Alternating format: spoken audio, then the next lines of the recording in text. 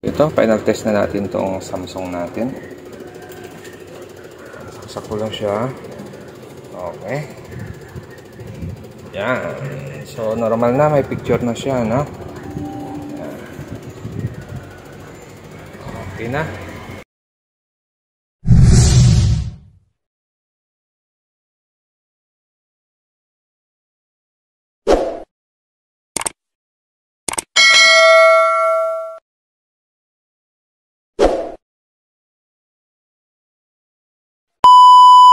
Tayo ito Samsung 50 inches 49 inches. Ang problema nito ay nagbi-blink lang yung ilaw, lalabas lang yung backlight niya tapos magbi-blink yung ilaw, tapos ganun lang, paulit-ulit lang siyang nagre-restart, on off lang siya. Okay, ito yung power supply niya. Tapos dalawang ribbon, so wala siyang T-con, built-in sa mainboard yung DC to DC nito. Yan naman yung mainboard niya. So yung gamit na top board ay yung ganito, BOE. So medyo may kalawang na rin, matagal na rin siguro ito na stock.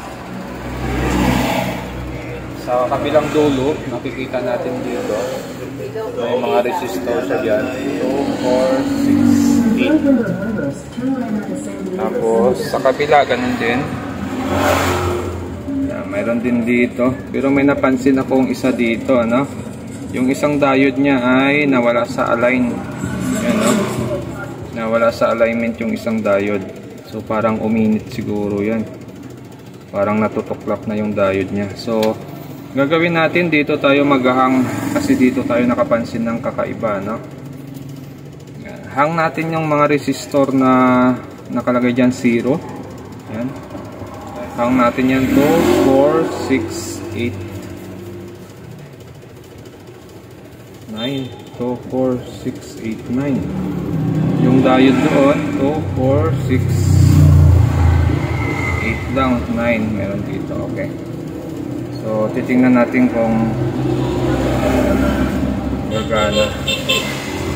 So D6, 7, 8, 9, 10, 11, 2, 3. Okay, wala yung D1, so may diode din dito sa baba. Okay, pero ito muna galawin natin, isang side. Remove lang natin tong isang side nya. Try natin kung magko-continuous yung unit na ito. Nasaksak ko muna, testing muna natin para makita niya yung problema niya.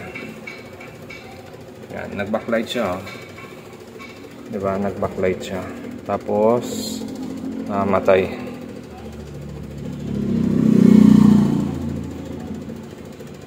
Yan, blink yung ilaw, mag-on siya ulit, blink ulit yung ilaw, mamatay ulit siya. Ayun, patay na naman, blink na naman yung ilaw niya,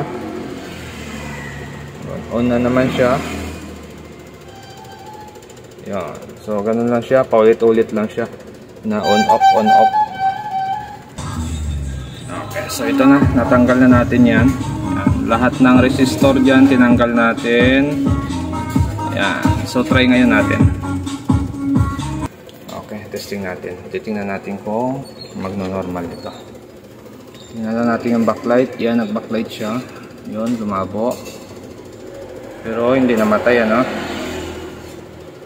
lumiwanag yung ilaw. So hindi namatay yung ilaw. Yun, nagtuloy-tuloy siya. Okay, so positive nga. Doon nga ang problema niya. Ayun, mayroon na siya. Okay, so mapapansin nyo, medyo magaspang lang yung side na ito.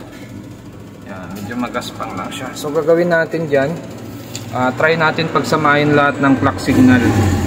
So dyan, hindi pa natin alam kung lahat ba ng pin na yan ay clock signal. So hahanapin natin yung clock signal dyan, tapos yun lahat pagsamahin natin. Yung iba, wag na natin pagsamahin. Okay, pero yan, yan yung pinakadulo niya. At lahat ng signal dito, mula dito, yan, Yan, mula dito papunta sa gilid ay palabas na signal. Okay, so try natin pag nasama natin lahat ng clock signal kung kikinis ba yung screen. Pag hindi, kakat natin tong lahat na yan, lahat na papunta sa gilid, kakat natin, titingnan natin kung kikinis, no? Pero ngayon pagsamahin muna natin yung clock signal. Okay, hanapin natin dyan kung saan yung clock signal at kung mayroon ba itong LC1, LC2.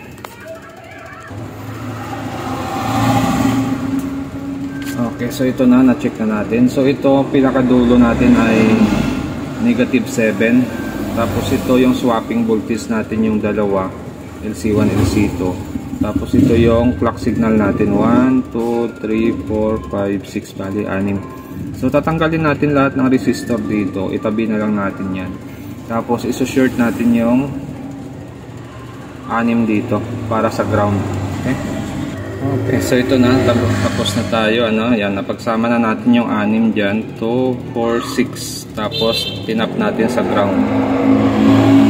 So, ngayon, titingnan natin kung kuminis yung screen natin, yung bawas yung guhit sa gilid.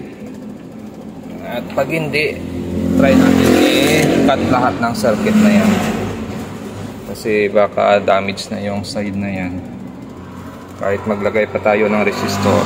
Minsan kung talagang sira na yung isang side niya, wala na. Okay, so bawas siya, no? Bawas yung guhit niya, hindi na siya ganong magaspang. So pag ganito, pwede na ito. Pwede na yan. Manipis na lang yan. Sa mga customer yan, pasok na yan sa kanila. Pero sa ating mga technician kasi parang hindi pa tayo kontento pag yung hindi makinis na makinis, ano? Pero sa mga customer, hindi na nila mapansin yan kung hindi natin sasabihin. Pero kung kaya naman siyang ilinisin ng maayos, pwede.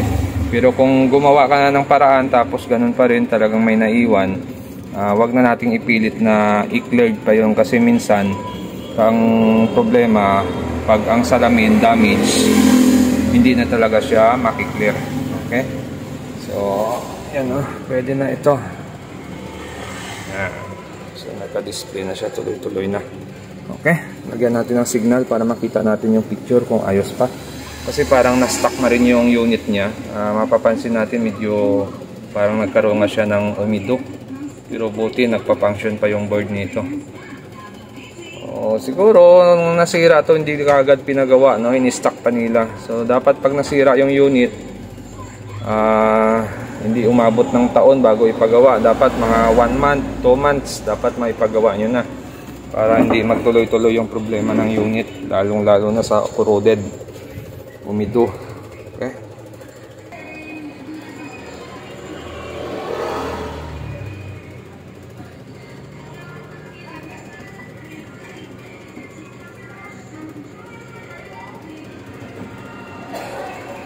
Okay. Lagyan natin ng signal. Yan, meron na siyang palabas. Okay na. Okay.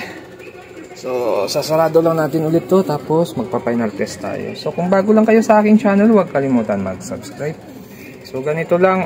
Pag medyo mahirapan kayo maghanap ng clock signal dito sa ribbon dito, so, pwede namang buksan nyo kaagad yung unit. Okay? So, makikita ang clock signal natin dito sa pinakadulo. At dito rin sa pinakadulo. Okay. Yan. So lahat ng clock signal natin dito sa side na ito. Wala tayong clock signal dito sa gitna. Pati dito sa loob wala. Lahat ng clock signal dito sa dulo. Okay. Mayroon kasi akong nakikitang nakapost sa FB minsan na kinat niya yung mga signal dito sa gitna. So mali po yun. Hindi po clock signal yung gitna natin, ha. Dito lahat ng clock signal sa gilid. Okay, may mga top board na may clock signal sa gilid, mayroon namang top board na walang clock signal sa gilid. Okay? Kadalasan sa walang clock signal, yung mayroong side cop. Pero mayroon ding side cop na mayroong clock signal.